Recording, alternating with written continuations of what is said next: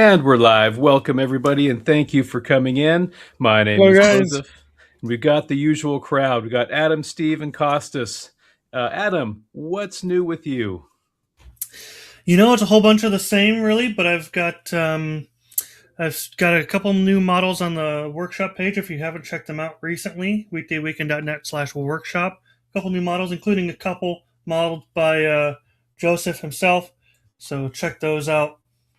I'm not competing on those, by the way. uh, Steve, what's going on with you? So I'm working very hard in the background doing some preparation for some videos. I've got some electronics, programming, and um, hydroponics videos. I'm going to be building an off-grid hydroponic system. So going to be having some fun on the channel very soon. That's fantastic. And Costas, I know you're an always busy guy. Yeah. It's been worse than usual for the last couple of weeks or months. But I am preparing new stuff for the channel. I am developing new tools that will be working with Alibre. So watch this space. There you go. Hey, we've got some great comments here. I asked, where are you watching from? I think one of my favorites is my bedroom. That's a good place to watch from. Yeah. I saw that, and I don't want to bum anybody out, but as you get older, my bedroom XP turns into my bedroom Vista. It stops working for no reason. that was a good one. And then Windows 7 comes sorry. Bedroom 7 comes along and everything's fantastic. And everything's fine again. 8 and 8.1 and it's just kind of awful. And then 10 is fantastic. 10 works fantastically. It's the best operating system we've ever had. And you think it's going to last forever, but it doesn't. And then 11 is like teetering on the end of all things. Well, 11, everybody's looking in, everybody's peeping at your bedroom with 11. So, yeah. And I've got my neighbor, Bruce. I think we're about 2 hours away. I'm in North Phoenix here. Hey. Good to have you here, Bruce. Nice. Good to see you. Welcome in, everybody. Welcome in. Well, we are here to answer your questions or comments. Tell us anything in the chat, and we will react to it. Project challenges as well, right? Oh, yes. Having problems with their projects, it's probably worth calling out, and we might be able to unstick you. Yep, I think Steve is the most valuable project guy that I know. Let's not waste him. Home office near Metro Tallahassee, love it. Cool. Canada, love it. I watched the Oilers game. That was a good one. And Oilers is Edmonton, not Ontario, but I got close to Canada is what I'm saying. I saw that. This went completely off the rails. Sorry guys. Sorry. This is supposed to be about Alibre. It's all my fault. Sorry guys. So Linux, it solves everything. Bringing the penguins in solves everything, doesn't it? Right? So. It does. Next, Joseph's going to show us that he's actually on a Linux machine right now and running Alibre on Linux. Yeah, gotta do the Windows for Alibre right now, but for now. You got North Carolina, awesome. Sound is breaking up. Go ahead and give a quick refresh, just to make sure. It could very well be the stream, but you guys are 5x5 to me, so I'm not hearing anything this side. Okay, we're hearing everybody okay on our end, so just double check. Sound is okay. All right, am I sounding good? Me too. Yep, sounding good. Perfect. Gotta do my screen share here. Ken Reha, Debian version. That's kind of what I've been pushing for too. Keep an eye out. I know they're looking for a Mac version first, but Linux is still a potential thing. They're still looking at it. So Debian version is what I've been kind of pushing for too. We've got V29 to get out the gates, and then V29.1 which is a feature update coming off the back end of V29. But correct me if I'm wrong, guys. V29 is kind of like the gateway drug to potential other operating systems being brought into the fold. So we discussed this on the streams in the past, and just to highlight, yes, there is an appetite to go there, but there is a roadmap that we have to travel first before we can get there. So be patient. It's being discussed, and fingers crossed it'll be here soon. What is up with that green shirt? I love it. So my wife gave me a Ninja Turtles shirt, and I told her I would wear it on the live stream. So this was a gift, and that's epic, isn't it? I love it. Epic. It's pretty darn good. It's no Alibre shirt, but it's pretty darn good. I mean, it's a close second, isn't it? Joseph. Does that mean the official food of the stream has now been substituted from tacos to pizza? Well, I could go for pizza. Could be pizza with tacos on it. Let's just say taco pizza. I also need to bring up Joseph. I think you need to talk to your merch guys at Alibre and come up with a button down in that kind of a style with models made in Alibre. There you go. I like that. That's a good one. Design contest winners or something. Yeah, different colors, design contest winners, stuff like that. That'd be kind of cool idea. That'd be fantastic. So to summate, green's my favorite color. Got it from my wife, and sometimes a stream just needs a little personality, you know. Mm-hmm. Let's see. Will Alibre run on Debian Linux versus with Wine? Not right now. I've run it on Linux Mint. I've tried with both Wine and Proton. The launcher opens, but I cannot get into a part environment as of yet. But again, stay in this space. If you really know your way around Wine and Proton, maybe check out the forums, because maybe you can figure something out that we couldn't. But stay in this space. It's being looked at. Yep. That's a good one. Yeah, I saw that question too. That's a good one. So it says,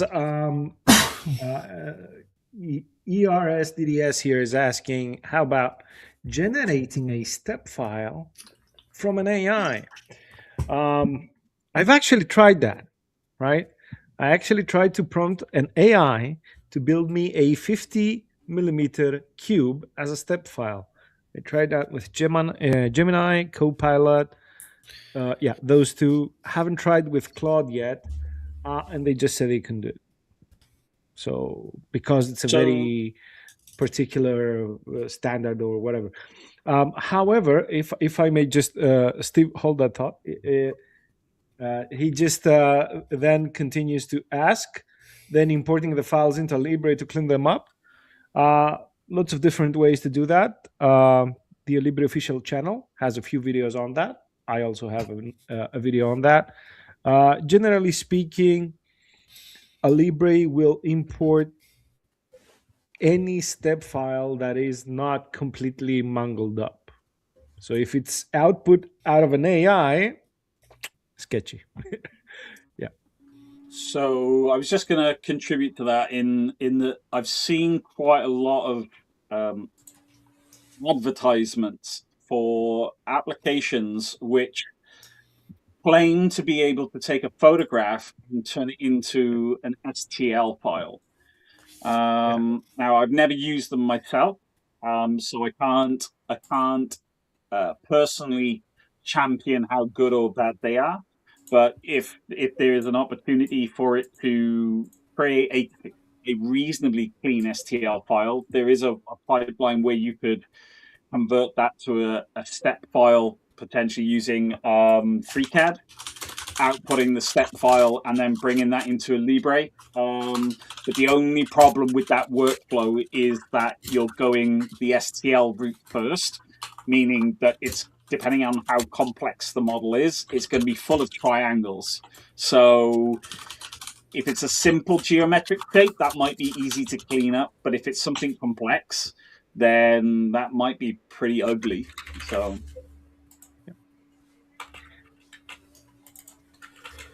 I'm seeing this other one.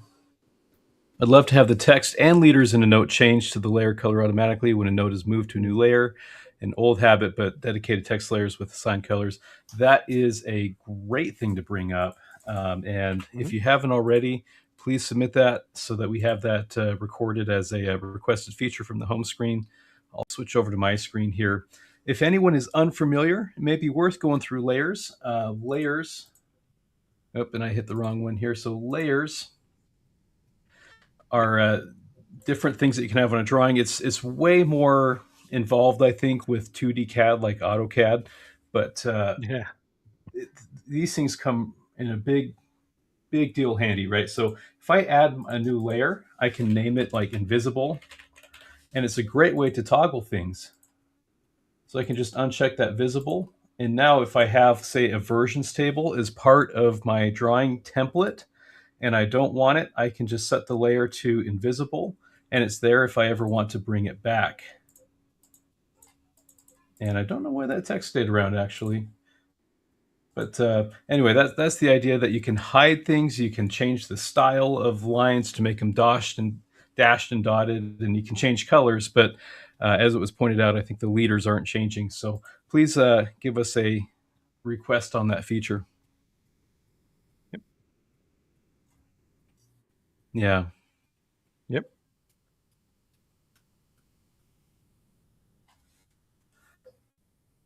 Yep. About Claude, yeah, I got a notification for that one as well. I think it mainly does like a graphic design, like logos, drawings, cartoons, stuff like that. So mostly SVG, DXF, I would imagine.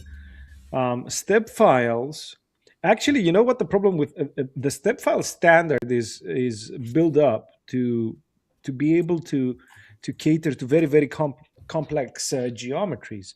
So even if you ask it to make a cube, you still get a very large file that has a ton of information in it, because that's the setup that the standard itself needs to be able to cater to those highly complex models. So haven't tested Cloud Design at all yet, but I will be surprised, pleasantly or otherwise, if it can do it. Not sure it can. We've got Harold L on the line. How you doing, Harold? Hey, the Grandmaster. There he is. Yeah. Yep. Hey, I don't have a part of Alibre named after me yet, so. Yeah, well, it's The myth, and the legend. Apart from being a legend, right? He's the absolute go-to for sheet metal. He's like amazing for it. Both real world experience and Alibre. So, yeah. Oh, that's an interesting one. Let me. Can I just comment on that? Oh, I think we just clicked on the same thing. But yeah, there are eye tools that specifically take a series of images and create a model. You know what? That's called photogrammetry. It has nothing to do with AI, right? And you just touched on a pet peeve of mine. So, guys, to our stream, nice seeing you. I'll take over from here. But the pet peeve is, these days everything's AI, right? So I even have a very short, like 30-second video on my channel, one of my very early ones, where I get the 3D model of a little candle in the shape of a church, right? And that was photogrammetry turned into an STL from 35 photographs with a crappy mobile phone. So yeah, that's machine vision, right? We can get into how it works, but I don't think it's it's appropriate. Generally speaking, it just matches known points on the different images and gets the perspective, and from the perspective it does stereo vision, gets the distance, and that's how you get the 3D. That's cold hard math. nothing AI about it. And also it's the same thing with many FEA tools that say, like, topology optimization via AI. Well, it's not AI, is it? It's genetic algorithms, and we've known about them since the 60s. So, yeah. Well, it's AI is a marketing term used now. They're saying that like rice cookers have AI, and it's nothing's different. It's just the same exact timer they've always used, but people see AI and think that it's going to be better. It's being used as a marketing tool. However, I mean, it's not to say that with or without it doesn't do a good job. Photogrammetry is still, amazing technology. Oh yeah, But, for sure. it's fantastically useful technology, and without photogrammetry, we wouldn't have so many amazing 3D models available to us. But still. Yeah, so MotoX Museum says that, yeah, you can prompt an additional feature into the 3D. Okay, I get that. I get the use case. Nice, but yeah, I mean, we should be aware that it is basically photogrammetry, right? And I've talked about making a video about topology optimization in FEA, and I haven't done that, and I should do it. And I talked about calling the video AI vs YI, so your intelligence, because back at school we were taught how to optimize a topology based on FEA results, right? You remove material from the blue area, you add material to the red area, you run it again, rinse and repeat. I mean, come on. So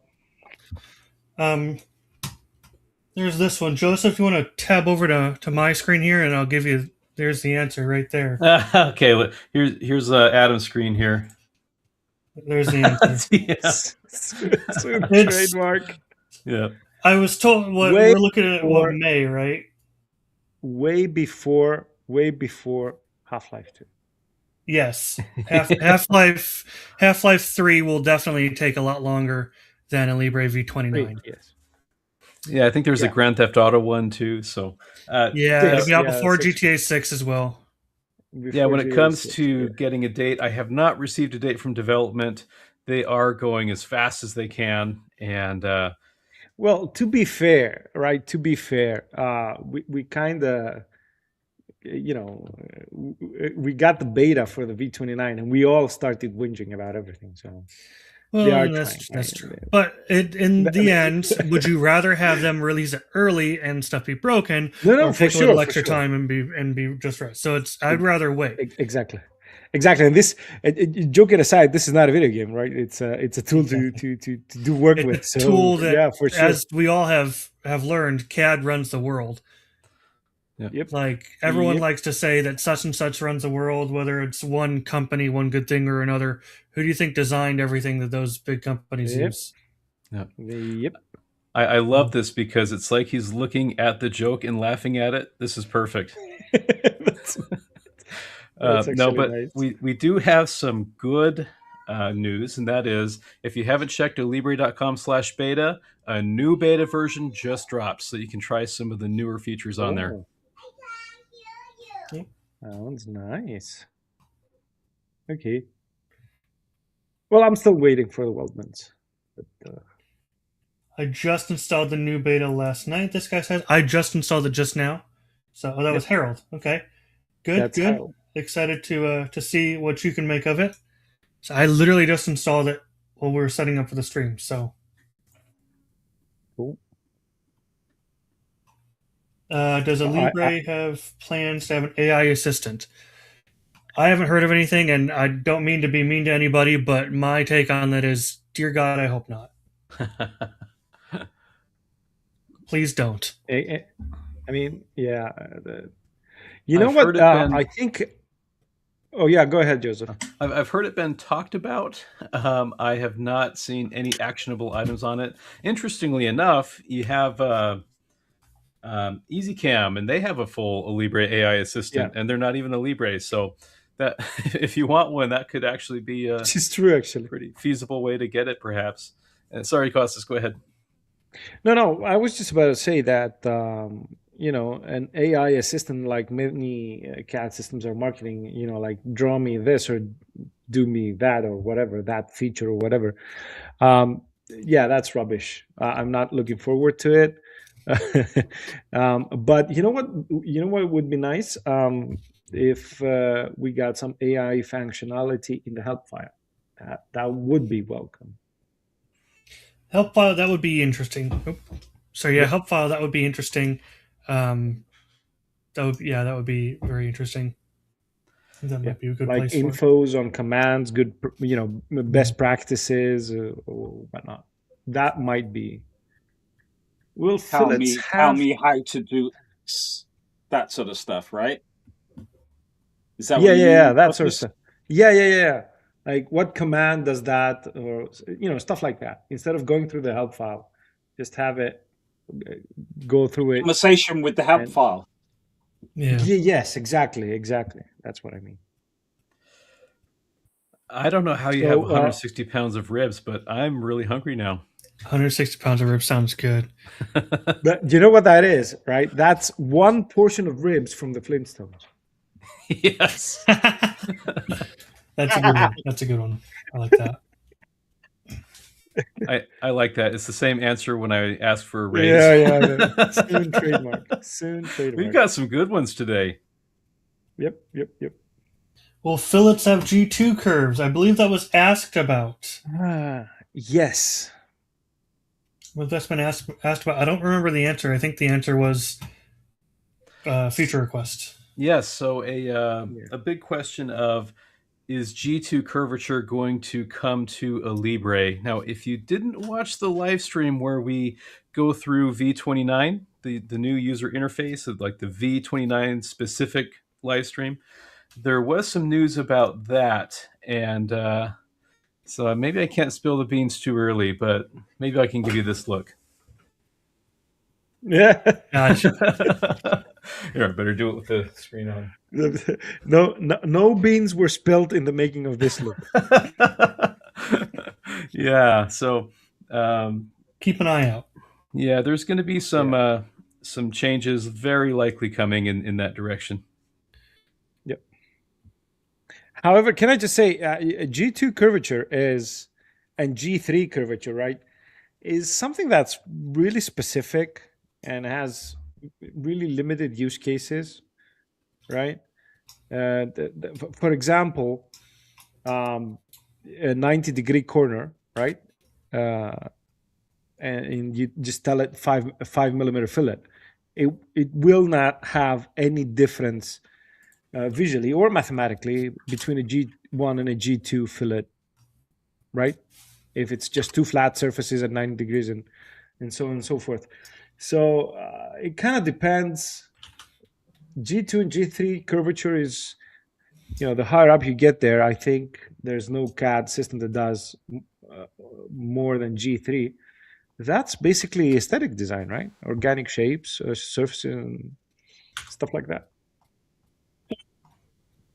Uninitiated, what is a G1, G2 fillet? Just give me the 50,000-foot view, right? 50,000-foot view. So derivatives. Derivatives, right? So yeah. So when you have, like, let's say you have a line and another line at 90 degrees. When you make a fillet there, you get a curvature, right? What you get there, you have an arc. That arc has a function, right? And you start from the straight, you go down that arc, and then you go downwards. That function is continuous along that edge, right? So it doesn't break up anywhere. That's why it's a fillet. It doesn't have a solid edge there. G2 curvature is when not only the edge is continuous, right? But the function of the derivative of the angle of the vector of the surface is also a continuous function. It basically means that the fillet is that much smoother. When you're designing, for example, like a bonnet or a fender of a car, G2 and G3 curvature do change how light scatters off of a surface, right? But it's basically, like compound surfaces and weird angles where you would see a difference, not just two flat planes having a fillet between them, irrespective of the angle. You won't see a difference there. But compound surfaces and weird angles and stuff like that, and variable fillets and all that, G2 and G3 fillets would scatter the light a little bit differently. That's about it. So if I could share my screen here, just in case someone's visual like me, if I were to go down this edge and then run into that fillet, if I were to make a graph, and I'm just going to use a screenshot to draw with my mouse because I am so high tech. If we were to plot the curvature, right, then we'd be at 0, and then we'd hit that fillet and be constant radius, and then be flat again. And I somehow made an arrow. I've never done that before in my life, but there we are. Okay. Windows 11 Paint, right? Yes.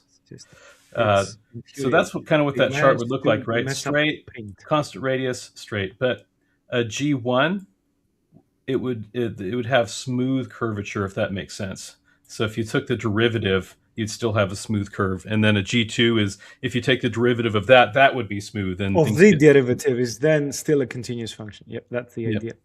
Yep. Okay. That's the idea.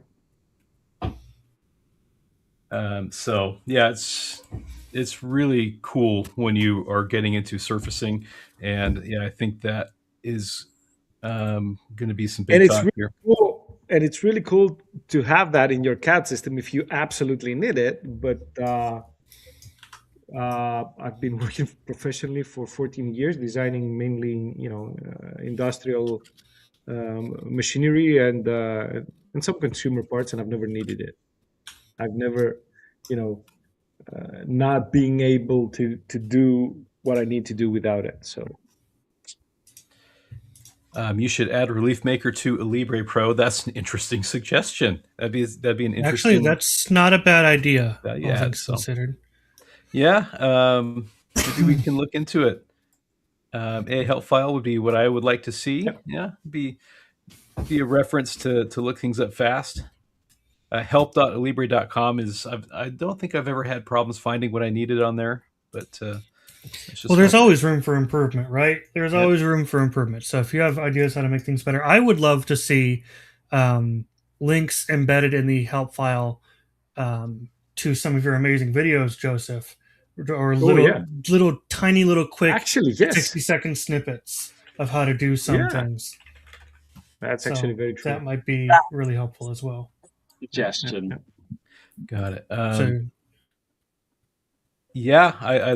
love to look into that. So we'll figure that out too. I was just captivated by this one. Does Libre have a function like 360 canvas? And so I looked up 360. Oh, I'm at 365 canvas. Okay, I'm still trying to figure out what 360 canvas is. So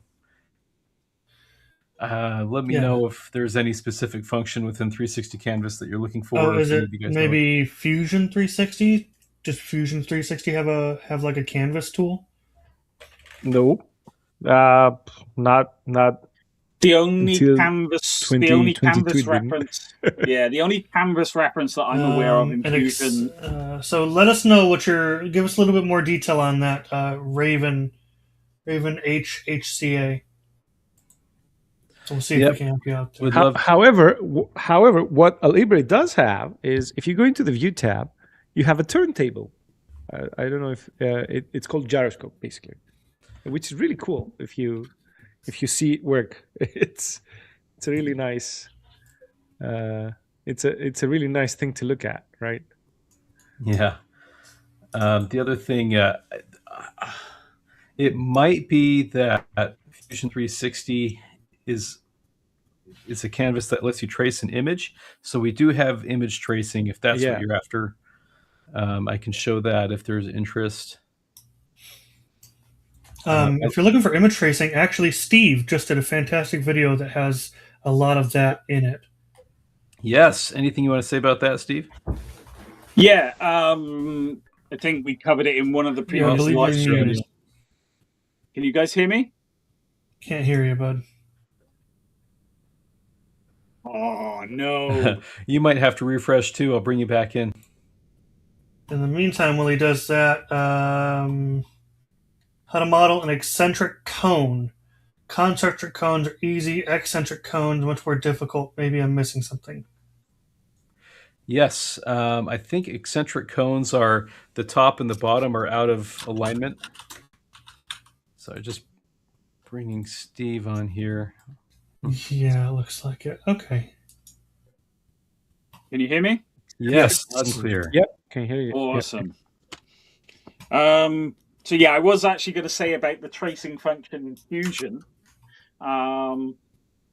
So the video that I did on my channel was looking at two different techniques that you can use to bring an image into Alibre and trace onto it. One is using a smartphone, and one is using a multifunction printer, paper printer, where I use the scanner. And the general rule of thumb is to try and compress perspective as much as possible. You're never really going to get away from removing all of the perspective, but you try and get as far away from the object as possible and zoom in, and that crushes the depth of field. And if you can put something in the picture that you know the exact dimensions of, the example with the scanner I used a plastic ruler that you would use for, I don't know, drawing or just doing anything on a piece of paper. And I used the increments on that to calibrate the image inside Alibre to be able to 3D model something. So that video does go into some depth around that. Another good option for getting a sense of scale is maybe a coin or a dollar. 100%. Anything of a known size. I mean, in fact, one of the things that forensic teams do when they go to a crime scene, they may well actually put a dollar bill down on the floor and take photographs, and that enables people later on to be able to determine the size of things. Do you want a completely random fact about that? When this, when AI started happening, when it was still new, they were trying to teach a large language model, to diagnose skin cancer. And what the AI ended up doing is every time it saw a ruler in the picture, it diagnosed it as skin cancer, because the pictures they were giving him, they had the ruler to measure the size of the melanoma, So, yeah. That's pretty funny.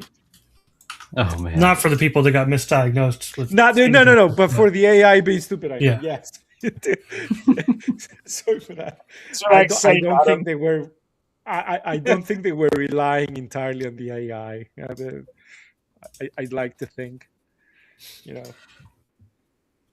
Now, Adam, I think you have an eccentric cone going there. Yeah, it's just with a loft. I don't know if this is what you're looking at, but I just used a loft. Yep. So that's all I did was do it with a loft. I just did a circle up here, and I offset this one up here by a little bit. Yeah, 8 millimeters. I lofted the two. It seems to work quite well, and you should still be able to shell it, I would hope. Yeah. Yep. Shell's just fine if you need to. So, one other way that this could be done, if you don't mind me sharing my screen here. Let me see if Joseph and I are thinking the same thing, which is, I know you're a math guy, so you're probably thinking the same thing as well. I think I'm thinking different than you, because no math required. But if you go into sheet metal, then we can open up a lofted over here, and then you can just give it different dimensions, like maybe 6 over and 2 over in the other direction, and then it creates. That's a very extremely eccentric cone, but then when it flattens out, it usually flattens out in a really fun way. Look at that crazy shape to get a cone out of. So you could do it with sheet metal. You might end up with a flat pattern that you don't need, but that is another way to quickly do a flattenable eccentric cone as well. Now, Costas, I think you had an approach for that as well. Yeah, it does. It's not a an exhaustive solution, but you can do a straight cone and then cut it with angled planes. It's still good enough straight cone that way. Yeah, that is interesting.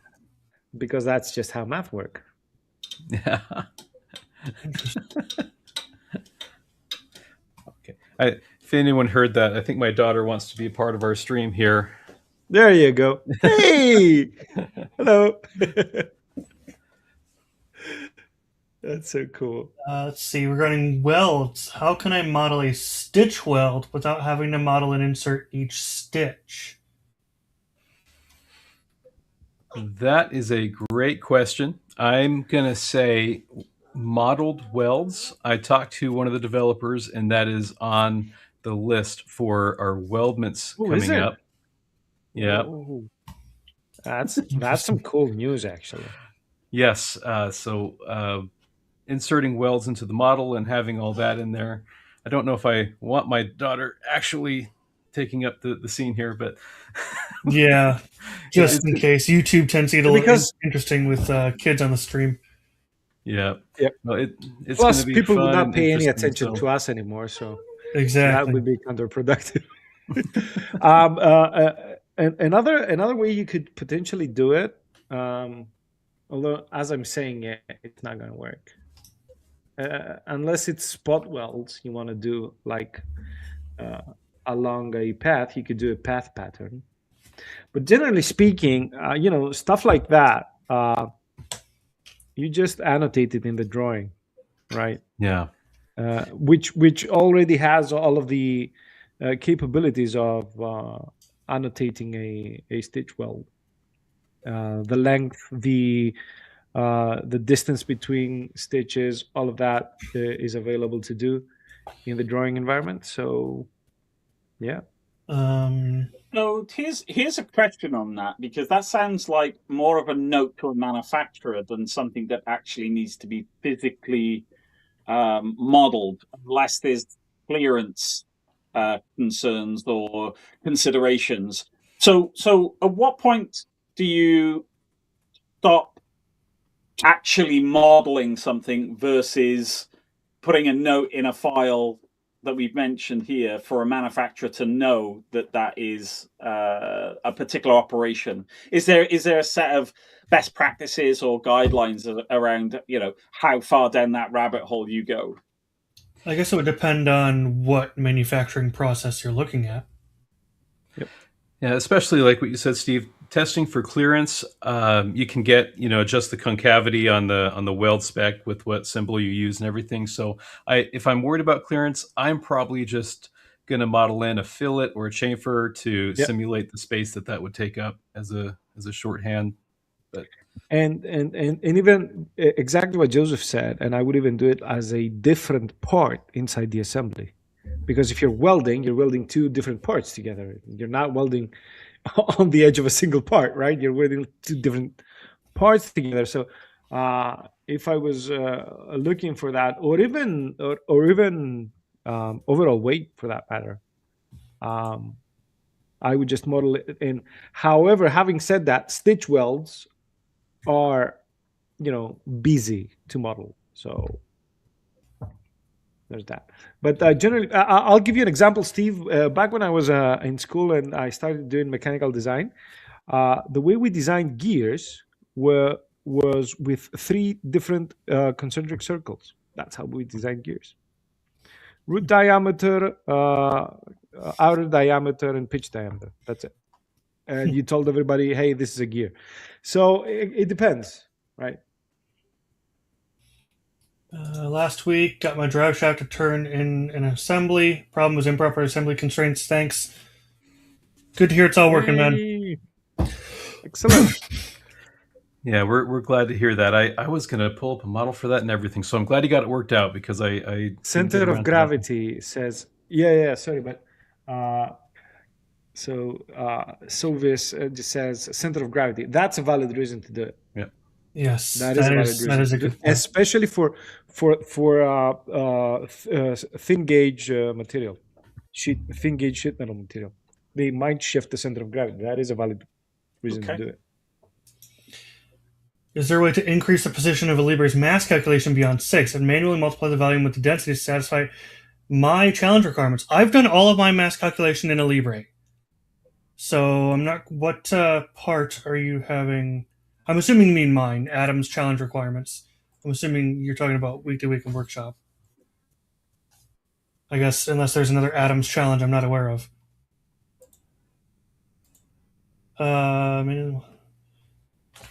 Increase mass calculation beyond 6. So in short, I think it just goes to 6. Really, I think the multiplying the volume by the density is actually a really fantastic way to work around that. And you can do all sorts of stuff like that. Sorry for that. Oh yeah, you just put up that comment. 360 Fusion uses a photo. We answered that. Steve actually has an excellent video on it, and I don't mean to be petty, but if Steve keeps making such good videos, I'll have to work harder. But anyway, Collaborate. Yeah. Well, sure. Together we're stronger, right? Using kilograms, centigrams. That's the make sure you're in the right thing. In fact, my Alibre, I tend to have it set to grams as the default rather than kilograms. So if you're in properties, 6 digits to grams, it's like going 9 digits to kilograms. But what did I want to say? Oh man, sorry. I haven't slept for 2 days, guys. Sorry for that. And Steve, we should get that CNC build started, right? You're 100% correct. I know. Man. Part 55 already. And so for that Fusion comment, just to completely round things out, in case it wasn't clear, I can add an image right here, and I can choose a plane, browse, and then I can select my image. I think I've got a dragon on my desktop here. And there's the dragon image, so we'll open that. And a dragon image. I was worried there for a bit. You can scale it, bigger or smaller, move the image around, and then even add transparency if you need to see past it. But then when we start a sketch on the plane that the image is on, I am able to grab, say, a spline and start tracing around the body of the dragon, kind of badly, but there we are. So hopefully that's up to the Fusion 360 Canvas question. Let us know if there's anything else. Can I just highlight this, right? This is why I say that Harold is like the grand master of the martial art, living up in a temple in the mountains, and not, that's an excellent workaround. The extrude command in Alibre does not only make straight extrusions. You can actually extrude along an edge or an axis, which is a great feature. And if you also add draft to that, you get an eccentric cone, which is a fantastic way to do that. Great idea. Yeah. Let's try it if we have nothing better right now. You need to make the axis as well, I think. Yeah. Oh, you're going to make it. Yeah. Okay. Cool. I actually used that in a. Wait, was it a qualification challenge for Two Tall Toby, the one with the like the side table? Anyway, it was an assembly, and I did the extruded legs like that, which was not 100% correct, but it was within spec. There you go. There you go. That looks pretty good. Well, another applause for Harold. I think that gives us three ways to do the eccentric cone. Yeah. Kudos to Harold. That's I think my favorite way now. It's pretty cool. Hydraulic manifold. Jeez. I saw that too. Yep. I love that. Is that the smog dragon? Probably my favorite dragon in fiction, but no, I think that came off of some public domain STL file.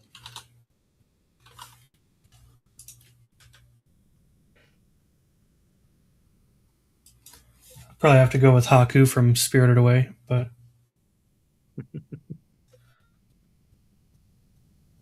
Boolean subtract for the top 7 cavities work great. For the 7 side cavities, subtract wouldn't work. I had to do it one port at a time. That's weird. Boolean is very, very, for me, it's very, very robust. And I have abused it on many occasions. As you can see in my videos, heavily abused it. And it always seems to work. So I mean, I would be interested in take a look if that would give you a better workflow. Yeah, go to the forums. If you're yeah, for sure. sharing, if you're comfortable with sharing your project files, or maybe make a substitute project file that kind of gives the same thing, so we can have a look. Maybe we can take a look at it. Some of the things I checked just in preliminary fashion for that situation. If we go over to inspect and then check part, I like very high or very high, and then apply. Right. Sometimes fail bodies, faces, edges, vertices. Those can affect the integrity of a Boolean. So if you're seeing any failures, anything but a 0 or a dash, then check into that as kind of a first line of defense. Sometimes coincident faces complicate things. So if you have two faces, like one body and another body have they share the same plane on the face. Sometimes moving things out by 1 thou or something like that will help clear things as well on a Boolean. Cool. Or if you're doing a subtract anyway, just add like a millimeter of material if you're going to take it out anyway with the Boolean subtract. But yeah, that does happen, and that's a very good tip from Joseph there. Thanks.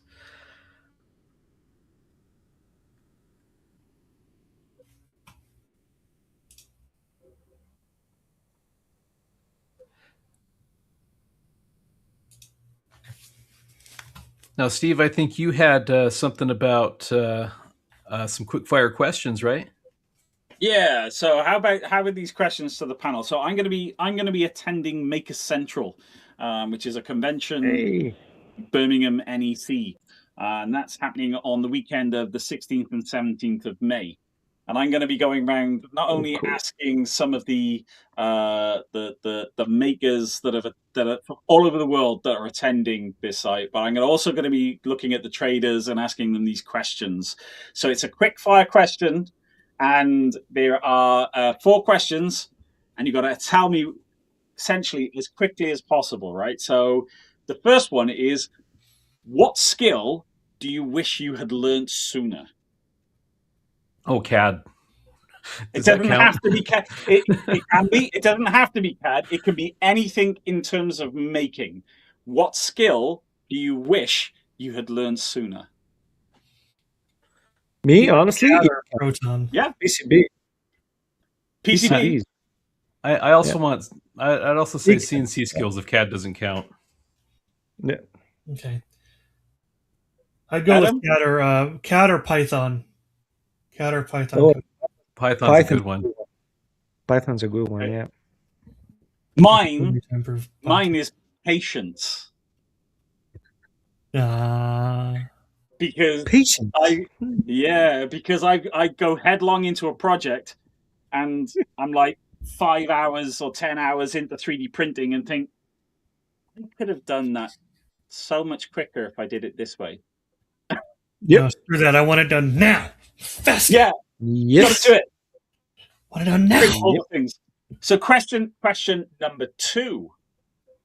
What is an overrated tool? AI. Yeah.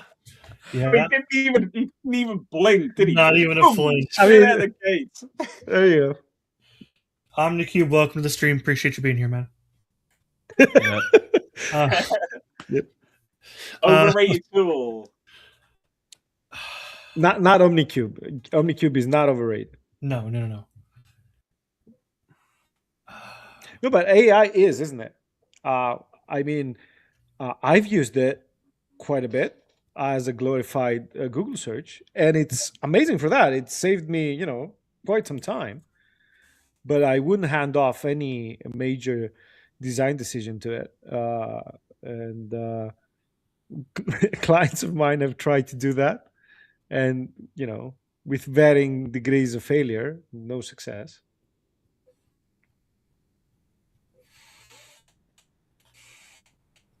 Yeah, subscription CAD for me. That's overrated. I like how he was debating with There you go. There you go. Yeah. That's awesome. Overrated That's awesome. tools. You only get patience. You only get patience through trials. Never Yep. pray for patience unless you want trials. That's deep. That's deep. Steve, overrated tools, multicolor, like AMS 3D printing. Oh, Oh, you yeah. know, I was going to say the Yeah. same thing, so I'm going to have to go somewhere else now, aren't I? Like, I can see sometimes multi-material to do like supports, Yeah, especially if you have a very complicated model and wanting to do PETG and PLA for multiple material for supports. Other than dissolvable support. dissolvable stuff Or like PVA, yeah, exactly, dissolvable. that. Yeah. But other than that, even that, you only need 2 tool heads or 2 options for materials. But all these new ones with 3, 4, 5, 6 tool heads, I don't see a need for it. I was going to say I got one. I got one now. I was going to say multi-color printing, but mine is multi-purpose machines. So you have a 3D printer that's got a CNC head on it, that's got a laser head on it. It's got all of these features, but it doesn't master them because they're different disciplines. They have different requirements. That is correct. Yeah. I can actually give you one, Steve. I can give you one use case where select an SLS laser printer on a CNC is very useful, and that's water cooled molds. That's the only there's always an exception to the rule, right? Right, but I mean, imagine if you're doing like if you're a company that does a lot of injection molding, a machine like that will pay for itself. But I completely agree that companies are overselling it. It's like, no, you need this. You cannot live without it. Of course you can. Come on. Right. Okay. Question Exactly. three. What is the most underrated tool? Alibre.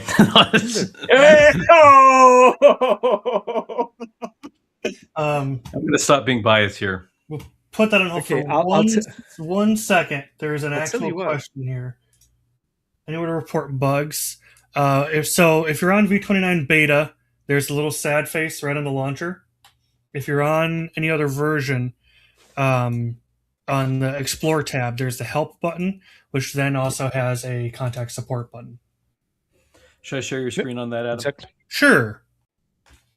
So if you're on V29 beta, your launcher right here, there's a little sad face right here. That's probably the best place to do it for the beta. Otherwise, the Explore tab here, you click Help, and of course it's going to open over here, and then Contact Support. Yep. Also, sending an email to support@alibre.com is another viable way. There you go. Or get on the forum and see if there's someone who's figured something out or having a similar issue. And if you can get the bug to reproduce, that would be the gold standard. And those are the quickest to solve. So if you can reproduce it, focus on that. Sorry to interrupt, but I wanted to make sure we got that because bug reporting is super important. So yeah. Well, no, 100%. All right. Overrated tools or underrated. Sorry, underrated tools. Underrated tools. I'll tell you an underrated tool: a pen and paper. I mean, yes. I've gotten stuck so many times, and as soon as I start writing out on a piece of paper, starting to do a couple of math calculation or whatnot, it starts to click. So that's just me, but yeah, for sure, pen and paper. That was going to be mine, because it's planning. Sorry. It's planning, right? It's you can solve so many problems planning. I'm gonna switch mine up, which is digital tools such as Alibre, such as iCAD, your programming softwares, right, where you develop something in the computer before it becomes a physical thing. You can fail without having lots of physical debris, if you like, of those failures. Just cycle over your iterations and get it hung down to a defined thing before you then hit the print, before you send it off to a PCB fab, before all of those things.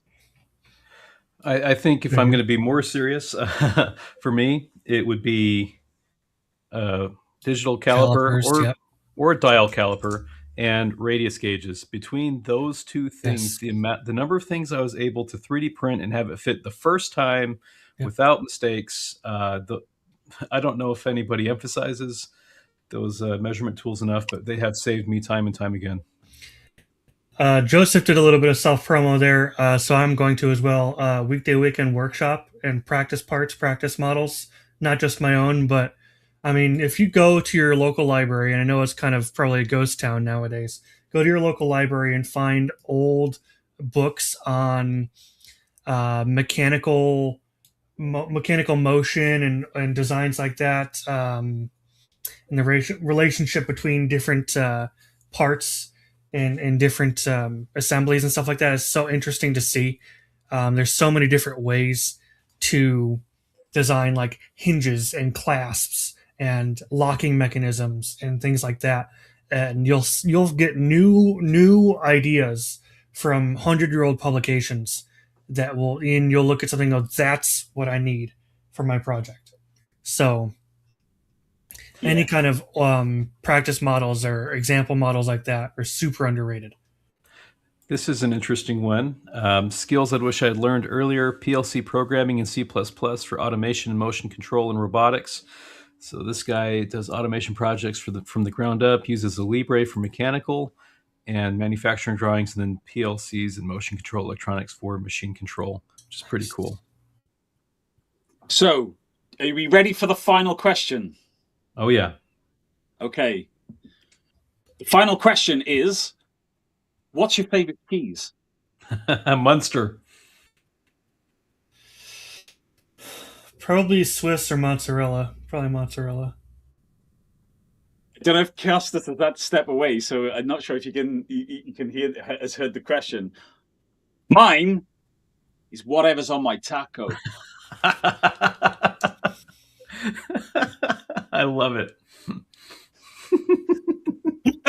Sound up in chat. So the questions are: what skill do you wish you'd learnt sooner? What is an underrated tool?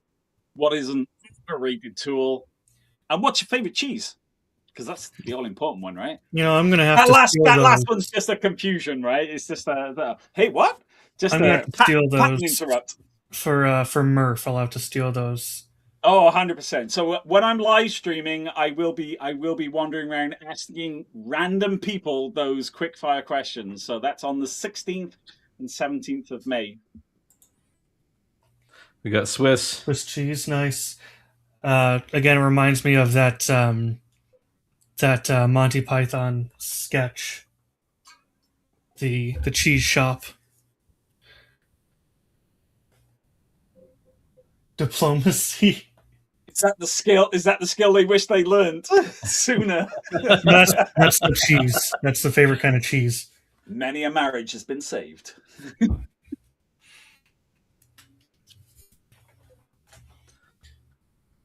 Yeah, that's a good comment from Omni Cubed. Should we circle back round and ask Costas the final question? What's the final question? The final question is, what's your favorite cheese? Feta. I mean, Mine was whatever's on my taco. That's a good Havarti. Havarti. Yep. See, we're now flooding the chat with cheese conversations. Yep. I like this a lot, right? If you're required to create a sketch before you're allowed to start the CAD model, sketching has always is kind of been my stance that whatever you make, it's going to start with a sketch. Yeah. Get good at sketches and sketch geometry because it's going to be the foundation of everything that you make. So love that incremental approach. Go ahead, Adam. It doesn't have to. You don't have to be the best artist in the world, right? Steve has made a video on kind of prototyping parts with his recent based on using images and stuff like that. I did one a couple months ago on replacing my fridge door handle. It was kind of just a stand-in for any around the house problem, and literally just a regular piece of printer paper and a pencil or pen. And just make sure you write down all your measurements. That's really the most important thing, is you don't have to worry about drawing your fillet in your drawing at exactly 2 millimeters or whatever. But as long as your measurements are all there. Just to add to that, one of the things I do when I'm speed modeling is I will be really loose with my sketches. So, for example, if I'm modeling something for a revolve, I'll create the center at the center origin of the sketch. That's the only definitive thing that I will do. But beyond that, I will loosely sketch the shape and then come back round with constraints to make a line vertical, make it horizontal, set it a certain distance, and use the constraints to then pull the drawing into its required dimensions. So it's not that you have to be great, as Adam was saying, you haven't got to be an artist. You just got to have a vision in your head of what it is you're trying to create, and then be able to translate that into the application by whatever means. Yeah. It's also like my camera overheated. Give me 1 sec so y'all can see my pretty face again. It's that Arizona heat. Can I just add there to what Steve just said? That's a great best practice, as it were, for parametric modeling in general. Because if you start sketching, roughly close to what you want to do, but away, slightly away from it, far enough from it, you're sure to not get any, annoying auto constraints. Like there's sometimes, you might get an equal constraint between two lines and you don't want it to be there, or stuff like that. So, I also do that a lot. I purposefully sketch away from what I want to end up with, and then bring it in with constraints and dimensions. Great tip. Quickly going back to hand-drawn sketches. Remember, your hand-drawn sketch isn't like a final product. That's not your final printed product that you're going to give to your boss or your client or whatever. So you can make non-standard notes on that handwritten sketch. You can write little notes on there that you wouldn't necessarily put in the final design, just to help yourself remember, hey, when you model this later, do this part, model this bit first and then this bit, or make sure that you keep an eye on this constraint or whatever it is, because it's not necessarily, that hand sketch is not going to be what you're giving to your boss. So you can do some extra stuff that you wouldn't necessarily do.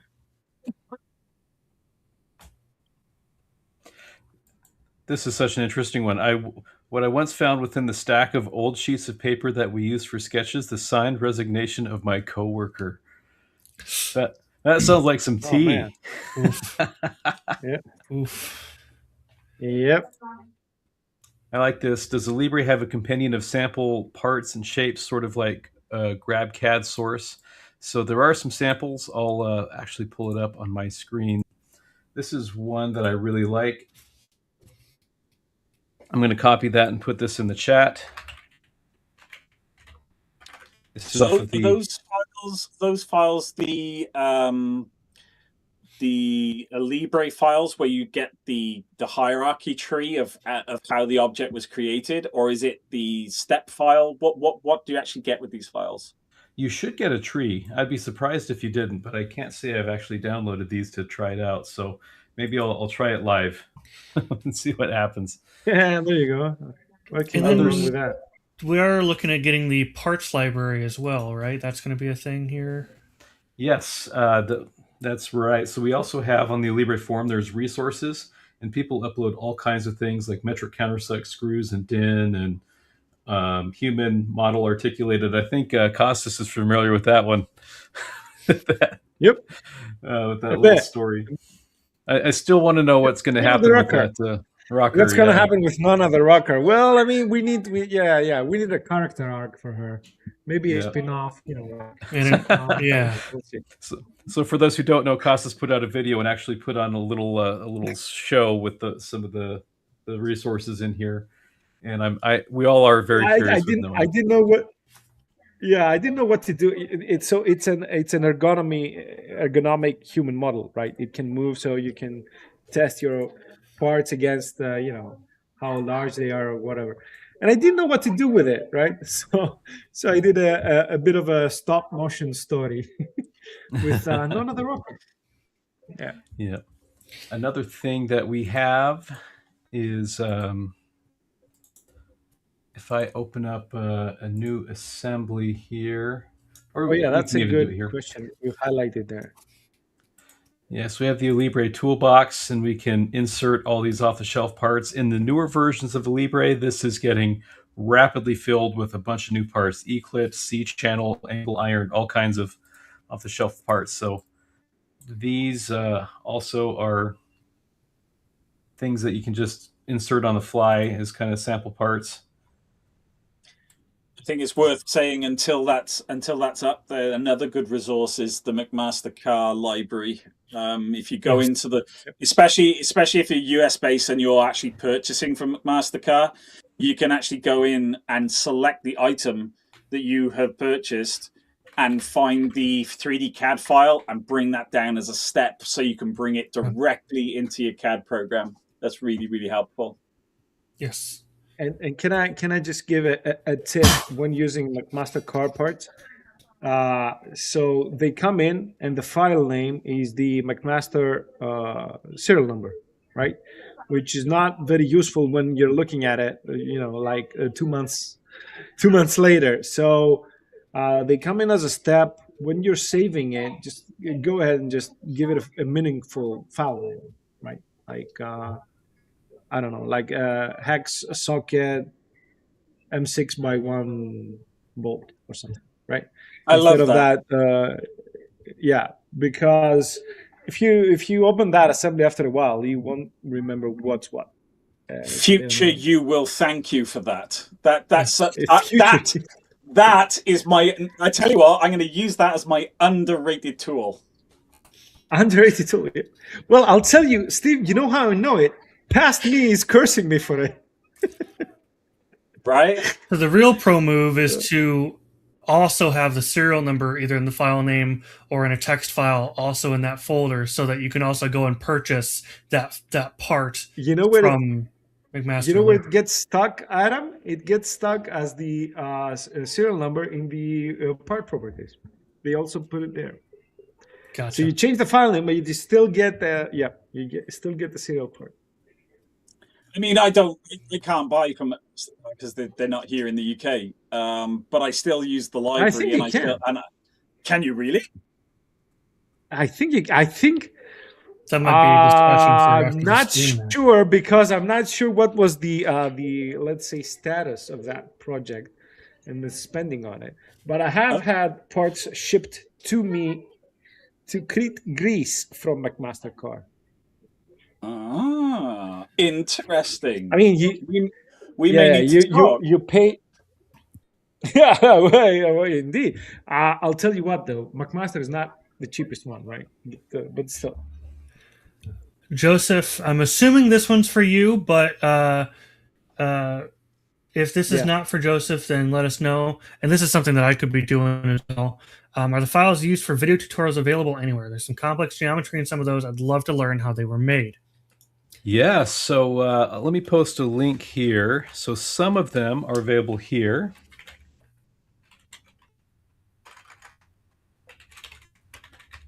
So I need to get in a better habit of also double posting my YouTube uploads with Alibre on the forums as well. I need to Yep. be doing that more. Yep. That's what I do. So if you are in the forums, uh, generally speaking, if I do something that's a bit weird or complicated or whatever, when I post a tutorial in the tutorial sub forum, I also post either a package or a single part, depending on what it is. So if you see any of my videos in the tutorial sub forum, you'll find the parts there as well. Excellent. Yep. So, and I posted a link to my personal GrabCAD, so some Yep. of the stuff shows up in there. Otherwise, if you have a specific interest, email me, right? Joseph@alibre.com. It's overwhelmingly likely I'll have the rights to share, and I can share any parts that you find particularly interesting. Gotcha. So, yeah, let us know. Sweet. eBay Scopesman's questions is quite interesting. Yes, I wanted to bring that up for you, Steve. Do you have it? I can bring the question up, yeah.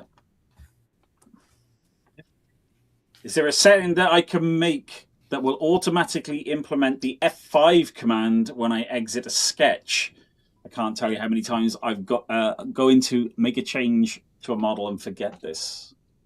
And for that, I'm going to say, not that I know of, but please submit a request on that because I think that is a really good suggestion. So correct me if I'm wrong, Costas, but I learned this from you. If you use the equation editor, exactly. then as soon as you close the equation editor, or is it when you've changed the value? No, it's after you've hit OK. Okay. After you hit OK, it automatically, and that's in my the black belt moves, I think. So, gotcha. I mean, yeah, but Adam would get it. But yeah, exactly. That's one of the two ways I was going to suggest. The other one is a macro on your mouse. Not a bad idea. So those are some Just workarounds. Like have a dedicated button that does left click and F5. There you go. Although I have to tell you, when I first switched from Fusion over to Alibre, I did do that a couple of times. I got used to it, but still, yeah, those two ways will get you down the road. Those are some workarounds, but definitely put in a feature request though, because it doesn't hurt to maybe have a feature for like somewhere in the options where refresh the part when you close a sketch. Just turn it on if it's something you want. So it doesn't hurt to ask for a button such as that. Here's one for you. It was kind of answered in the chat, but this might be one for you, Steve. Where's it at? Is it that heat one? Because that's what I'm looking for. We've lost it. Oh, here it is. Do I really need a press to insert heat inserts properly? So that all depends upon how accurate you can be. I personally don't use a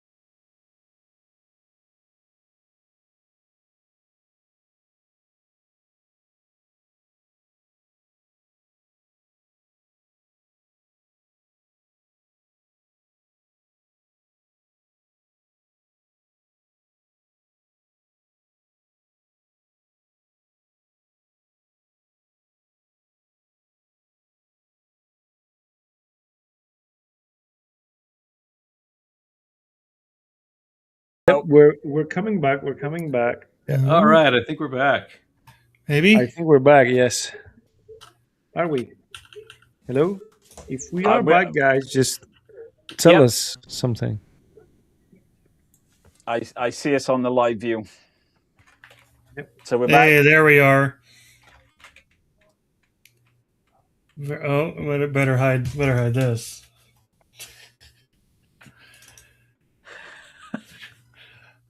All right. Let's see. So I think you were saying something, Adam, is... Yes. So it's basically how often do you need it? If you only really mess with heat inserts, once in a blue moon, then maybe it's not worth spending a couple $100 on something like that. It might not even be worth a couple hours on the printer if you do it very, very rarely.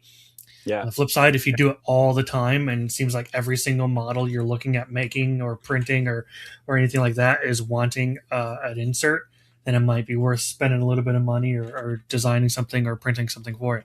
So, or if you've got a batch run that you need to knock out, and it's the time printing it is going to save you the time doing it by hand and the precision that you need by hand. Yep. So I would start by looking at like printables or something like that, and consider what you can do with your 3D printer. With scraps. Well, that's a good tip there.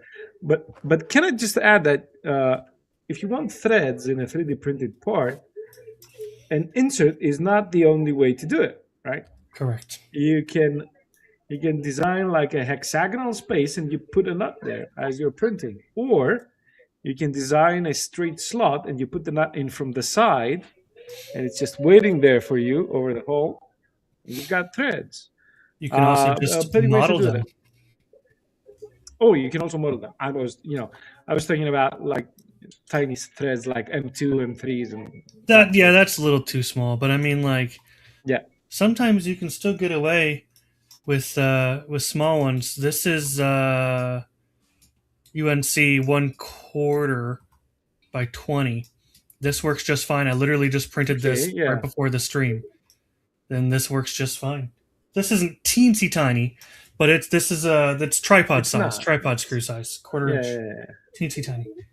So it does still work. And if you're having some trouble, it's always worth looking at changing the layer height. Maybe get some more resolution out of your 3D printer as well.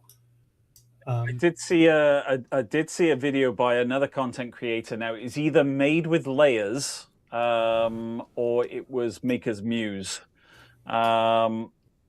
They essentially had 3 lobes on the so you got your hole diameter that's slightly oversized, and they use 3 lobes around arranged in equally in the hole for you to actually bite into. And the fact that you are using 3 lobes, it increased the strength of the 3D printed thread that eventually comes in there. So check that out.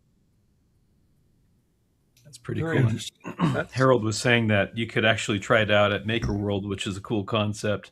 Yeah.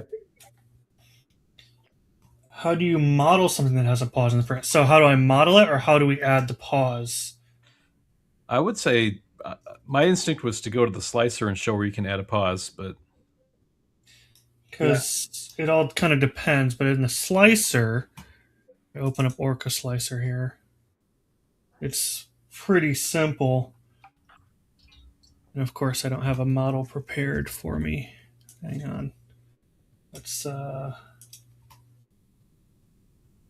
just find something here.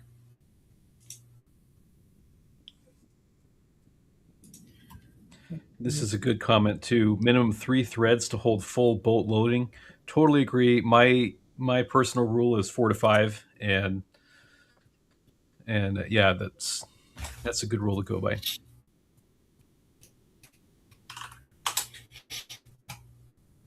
Funnily enough, there's an entire standard and equations, depending on the type of load and the actual load and its type, on how many threads you need. But most steel screws are stronger than people think. I've come to find. Yeah. So if you wanted to add a pause, you can come over here on the right hand side and drag it down to the layer you want the pause at. Yeah, Now yeah, it will pause at the beginning of that layer. So if I wanted to pause at the top of this, I'd actually want to start at this layer. It'll pause before it starts this layer, right? So in my case, it's right here. It's at 50 layers. You would right click, add a pause. So that pause, does it park the head Yeah, It when does. you do that? It does. it does.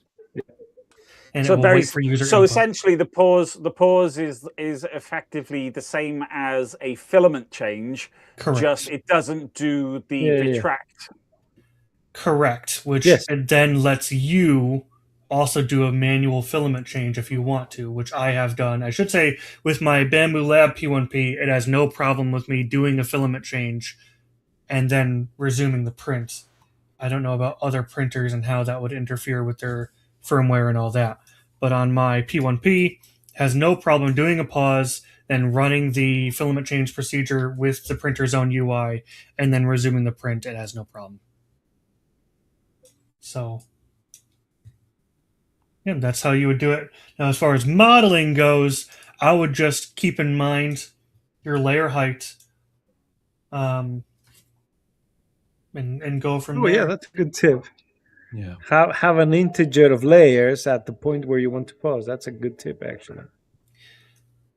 Yeah. So, but other than that, that's all I can think of. I mean, Steve, you're Well, the maybe other maybe you resident know 3D printer. maybe you want to design the actual piece in two parts and have two different codes if That might your work. Yeah, slicer or printer does not support pausing for some reason, but I it think most do should. nowadays.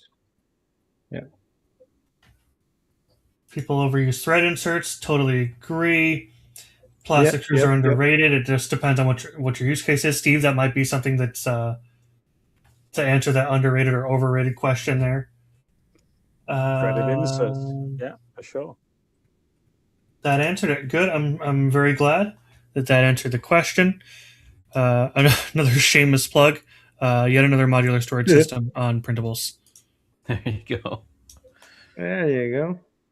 So I like this one too. People overuse thread inserts on screws that don't need to be unscrewed a lot of times. Yeah. I personally have been using self-threading screws, and I love them. And so, yeah, I think threaded inserts are that's a good point to make. If you're using threaded inserts on the most applicable thing or not. I suppose the only thing you need to be mindful of with things like self-threading inserts, or even if you use a tap and die to bring printed threads into tolerance, is that the friction of using a tool like that on plastic generates heat. And depending upon which material you're using, you can actually get deformities happening. So you've got to be careful with things like PLA, because it's got a relatively low temperature to become soft. PTG ABS is a little bit more resilient, but it's still something you need to keep a track on. Yeah, this is good. Remember that bolted connection is only as strong as the weakest threads. And so grade 5 bolt threaded into A36 low carbon steel, the female threads will likely fail first, is what the comment says. So, oh yeah, that's a good way to put it there. Yeah, I also see that a lot in steel parts and machinery. You know, like use the best types of bolt available. Not necessarily, because you'll strip the threads and you'll have a major issue in your hands. So, you know, bolt selection is not something trivial. Most people think it is, and if you make a mistake, you only lose efficiency most of the times. But there are occasions where a mistake in bolt selection can really come back to haunt you. Yeah. Well, Bill Black 3093 is ordering X2 on Monday, X2D. So let us know how that goes. Yep. I think we're getting a little sneak peek here, Adam. The first thing he'll print is a taco, I think. Probably. Yes, do it for me. Yeah.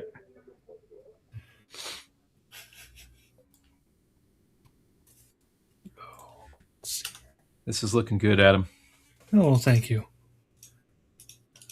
Mm-hmm. We have any other questions here? Yeah, Riel out.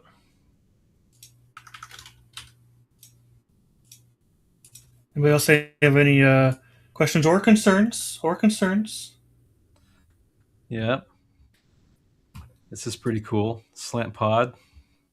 Or workflows you're having a problem with, or as I said in a previous live stream, workflows that you think are impossible in Libre. My taco will be well supported. Supported by the help desk. Nice. There you go.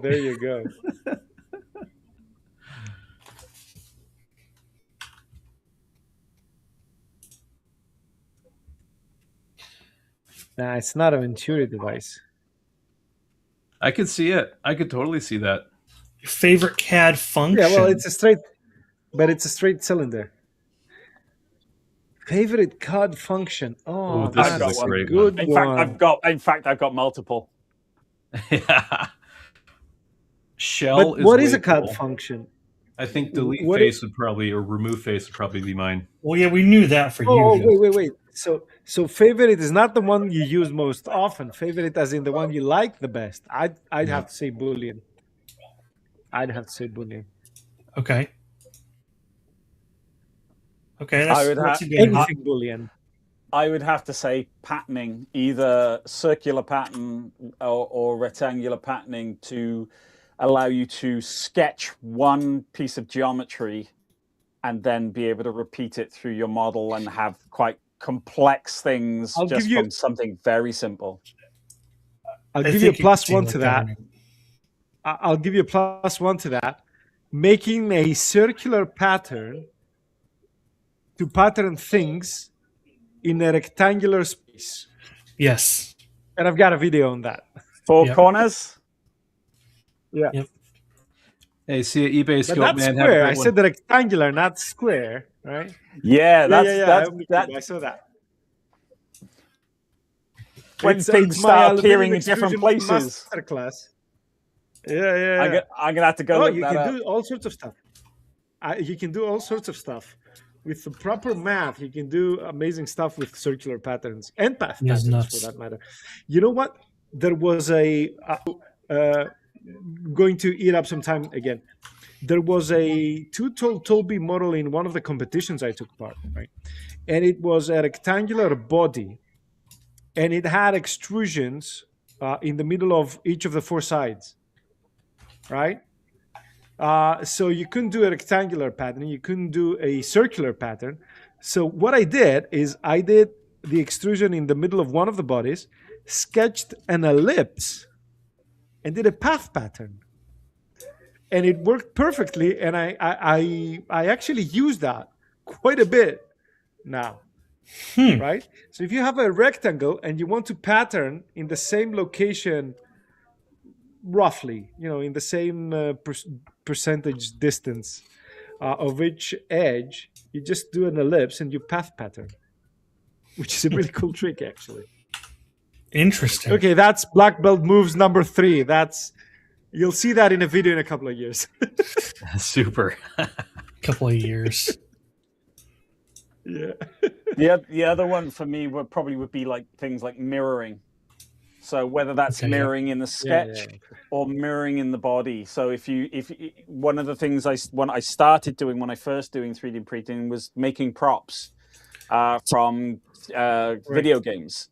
And often props in video games are symmetrical in a given plane. So you can model the complexity in one half of it, mirror it, and then you've got it saves you so much time. And did you know, Steve, that in Alibre, in the assembly environment, you can mirror and you could choose the mirrored part to be a different part than the one you mirrored. Did you know that? No, I did not. You can actually browse and get a different part and have that be the mirror part, and it basically mirrors the location and the general orientation in space and all that. But it's a different part, and it's mirrored. That's cool. That's a whole. That's really cool. That's interesting. Word. Yeah, and I still haven't found the use for it, but it's really, really cool that it does that.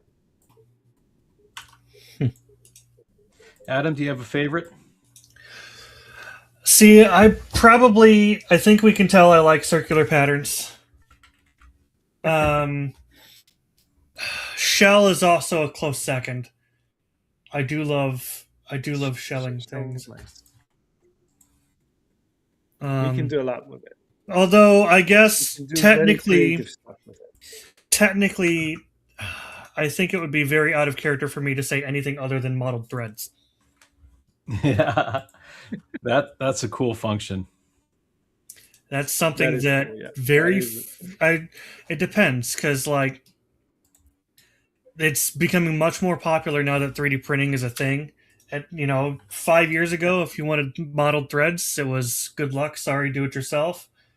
And then Fusion and Onshape did it, and I don't know about FreeCAD. Joseph, is there? I'm sure there's some kind of plugin or script or something you can add on for FreeCAD, I would think, but I'm not sure.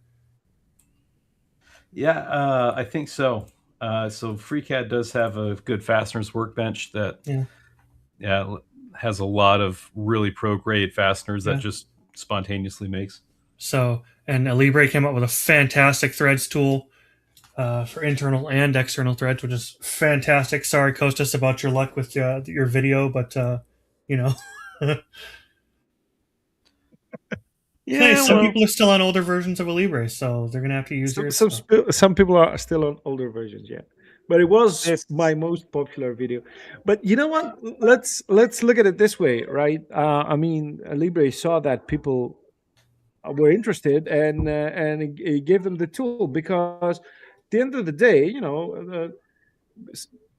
there are people that are not very well versed in writing equations in the equation editor and doing library parts and all that. Yeah. So just having a single checkbox for it is amazing. Yeah. That last and comment, you can be sure that I use the checkbox now and not my method, of course. Yeah. That last comment you brought up, Joseph, that resonated with me quite a bit. Where is it? That one. Yeah.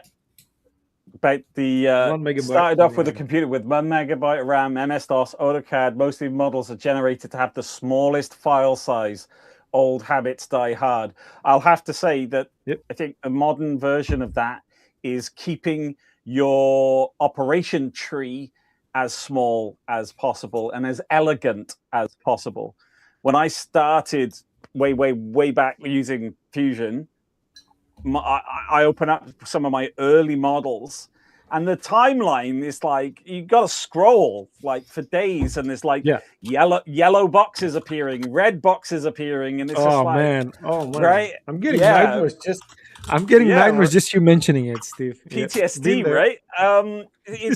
But sure, exactly, right. But then you learn how to do things to be more efficient with that timeline, to be more efficient with the file size, with the tools that you've got. That's an underrated skill right there. Have we lost Adam? Can I? Yeah, I think we have. Oh man, he's back. I think you just had to do a quick refresh here. Yep. Can I just add something to that? I've had the exact same trajectory as Steve, right? I've been there, but nowadays what I do is I don't try that much. You know what? After two Tobi's competitions, I don't try all that hard to have a small feature tree. What I try to do is have the simplest possible sketches, right? Have one design intent per sketch and not multiple. And I find that for me and in Alibre, that allows me to work a little bit faster, and also helps in debugging. When you're going backwards, you can clearly see what's going on instead of having a huge master sketch, as the term goes, which I never liked that workflow. But yeah. So yes, when it comes to history trees, there's a lot of different views that I've seen people have, and one of them is forward only, which most people I've heard say that are used to like AutoCAD and things like that.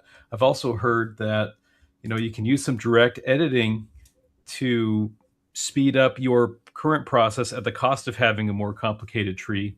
And admittedly, I said that this was my favorite feature, but if I have this little mock, really sloppy satellite dish, right?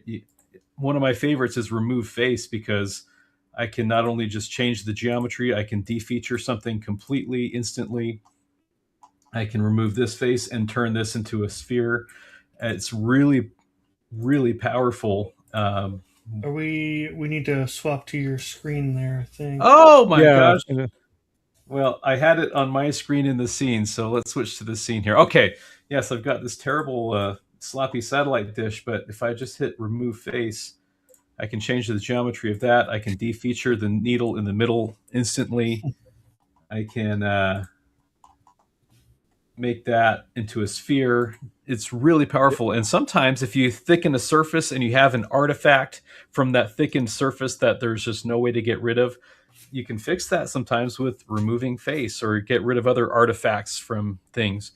So that's at the cost, though, of having a longer, more complex feature tree.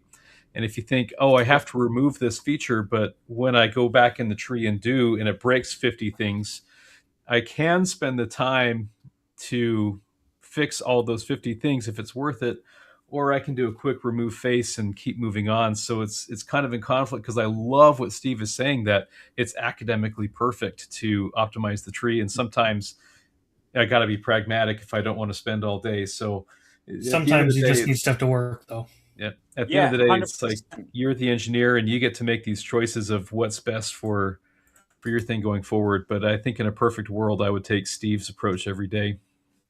I mean, to be fair, I've got no one to answer to. It's not like this is my day job and my boss is going to shout at me because I'm not conforming to best practice or a practice that has been defined by an organization. For me, it's like, if it works, judge me on my results, not necessarily by my methods. That's probably good advice. Yeah. Can I just highlight a comment here? It says, when I modify detailed part and return to the assembly, the details are not constrained. To reactivate, so on and so forth. Okay, so most of the times this happens in parts where you have a lot of inter-design relations, right? In the assembly feature tree, you will see an entry there that is there only in the assemblies, and it says inter-design relations or something. So if you have a lot of them, maybe a singular generation doesn't update everything. Maybe you need to regenerate twice. I've had that. Or actually open a part for editing and then just close it again.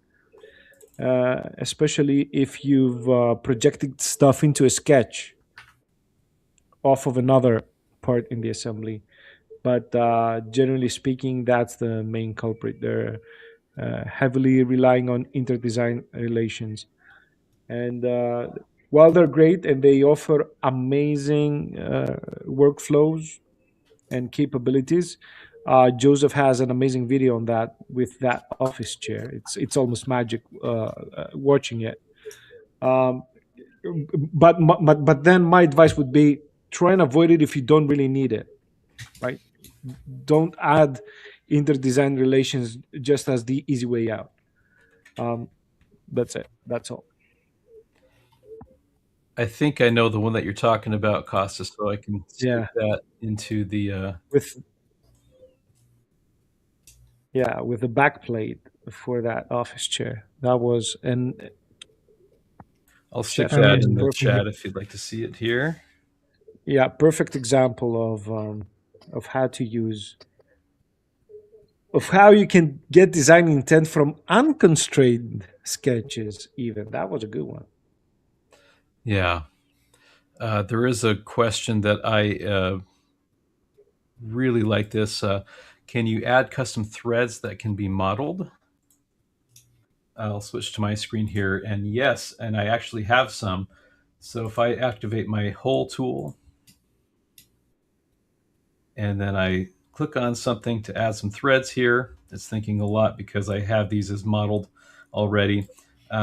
Through the cutaway, you can see these are Stenag threads, which are not very widely used threads, but some of my custom threads are, DIN 40430, DIN 79012, right? These don't ship with Alibre, they're just all custom.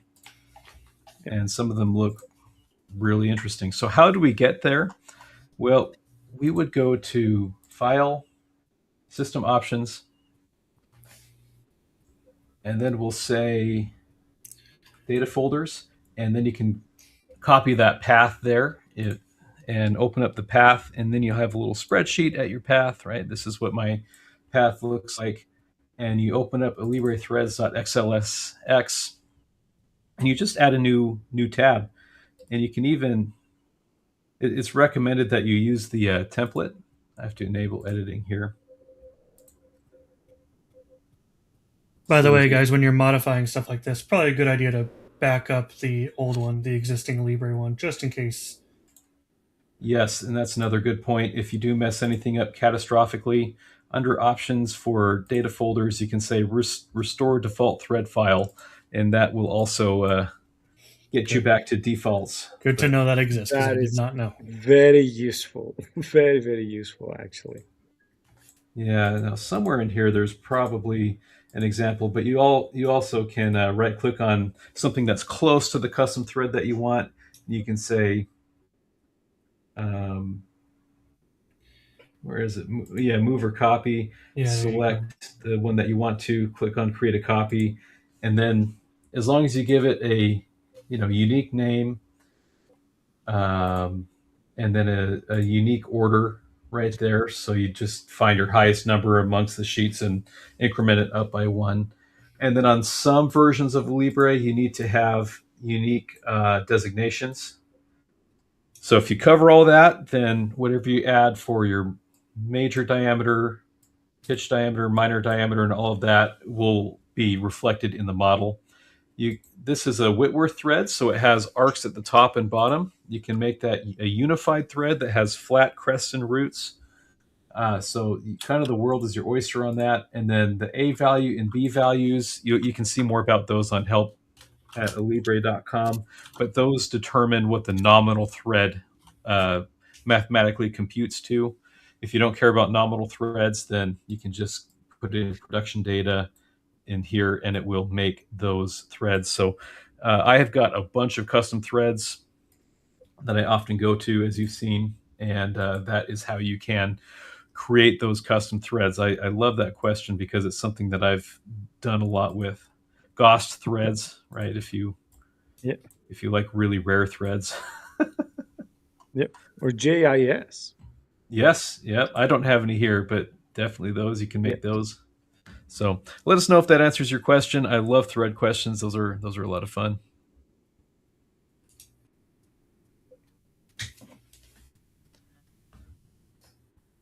Or if you're not modest at all, ISO fine threads. ISO fine. Yes, I'm fine too. Yeah, I know. I love Harold's comment, remove faces, a quick way to clean up and extrude that protrudes where it isn't wanted. So, yeah. And you know what? That's actually a great way to do it because remove face is also parametric, right? Yeah, I mean, it is aware of its place in the timeline. So yeah, you can actually do some serious stuff with it. Yeah, good tip there. Thanks. Yeah, I see Bill Black's comment here. Is there some way to more easily track down overlaps, degenerates, Yeah, open loops, etc., after hitting the analyze button? Um, yeah, um, I think what you said there. That's the best way that I know of as well. yeah, yeah. Me too. So if you've got a huge model, it helps to start at less and then go more and more and more detailed, so that you can track down compute times if it might take a while. But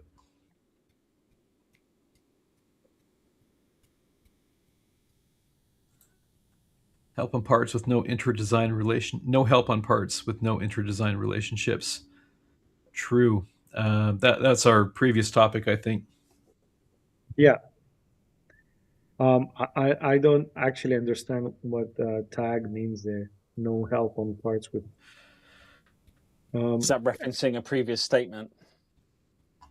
Yeah, I previously said that when you change something in a model, like edit in a separate window, yeah, that one, and then you come back to the assembly and constraints don't work, and you need to suppress and unsuppress them and do stuff like that.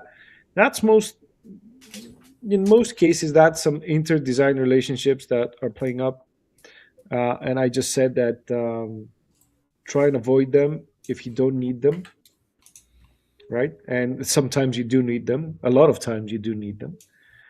But I'm not entirely sure what he means, like no help on parts with no. Is Do that you if mean there's that an there are alpha? no So videos if there's a explaining how part to that doesn't design? have any inter-design relationships, then that method, of course, won't help. Yeah, So yeah, of course. I would say text block But it's not the support part; at it's the assembly, though. alibre.com. Send Yeah, them yeah, that yeah. part that you're seeing that behavior, and I think that would Oh, be a big for help. sure, for sure, it might be a bug. For Yeah. sure, send it over. Yeah, and if it's not a bug, then it's probably easy to trace that way too. So let us know.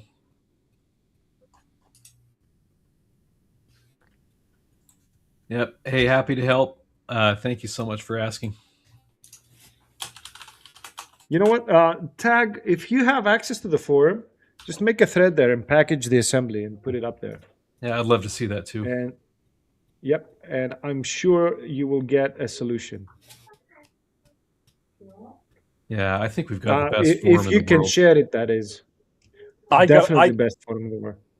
I mean, I gotta say that the Libre forum has got to be the friendliest CAD-based forum I have ever been on, because I've asked some questions which are entry level, and not once have I had somebody come back to me and go, duh, read the manual, read the help file. They always come back with a really positive and constructive piece of advice. Exactly. So, and that's kudos to a lot of fantastic users on there. I mean, Harold, he's here in the chat today. Harold is amazing on that kind of stuff. Who else? Ty's on there. You're on there, Costas, helping a lot of people out. I am, yeah. David J, the MVP of the Force. Yep. So there's a lot of fantastic users on there that are always there to help. So 100%. All right. Looks like you need to go soon. Thanks for the answers. Will there be a contest today? I guess we can do a contest. Let's do it. You guys want to do a raffle? Let's see it. Yeah. What are we giving away? We should do cheese as our hashtag today. Yep. Let's do a license upgrade. And if you have expert, we'll do your maintenance. Ooh. All right. That's some big bucks there, guys. Steve. It is actually. It is a bit, isn't it? Do you want to do us the honor of picking the hashtag? I think Adam's done an excellent job of that already. Hashtag cheese. Cheese, hashtag cheese. Let's do it. Yeah, that's Hashtag Adam's. cheese. So stick You know, one of these hashtag days- cheese in the block. You know, one of these days we should do a contest. And Let's and do the it in all hashtag caps. should be all caps, yeah. But one of these days we should do a contest, and then the hashtag should be parallelepiped or whatever it's in English. And you know, if anybody spells it correctly, that guy Oh, wins. parallelogram. Jesus. It's not a parallelogram. The actual word in Greek, it's a lot easier. It's a Greek word, but I cannot say it in English. I don't know why. In Greek, it is parallelepipedo, which is very easy to say. In English, it's like parallelepiped, piped, whatever. I have a problem with that word. Just to be sure, make sure you're doing it in all capitals, because I'm not sure All if it caps, works. guys. Or I don't know if it's case sensitive or not. So just to be sure, try all caps. Yeah, Yep. I don't know if it's case sensitive either with the raffle machine that we do not own or program or do anything with other than use It's provided by the built streamer. in, yeah, built into Waved Up Video. I still see him coming in, so we'll give it a few seconds. Nothing in Greek is easy to say. Easy to say. I know.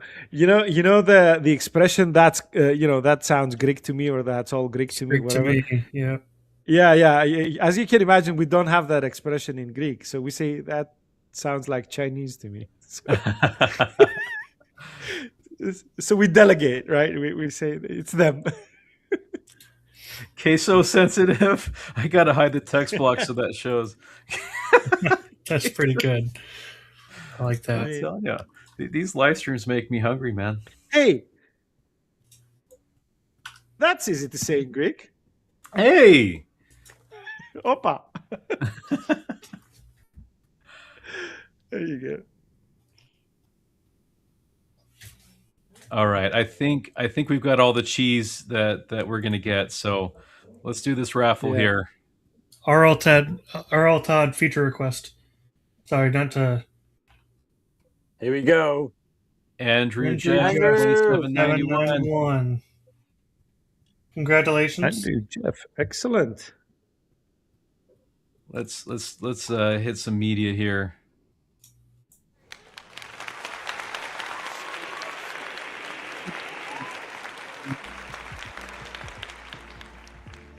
Spared no expense. Spared no expense.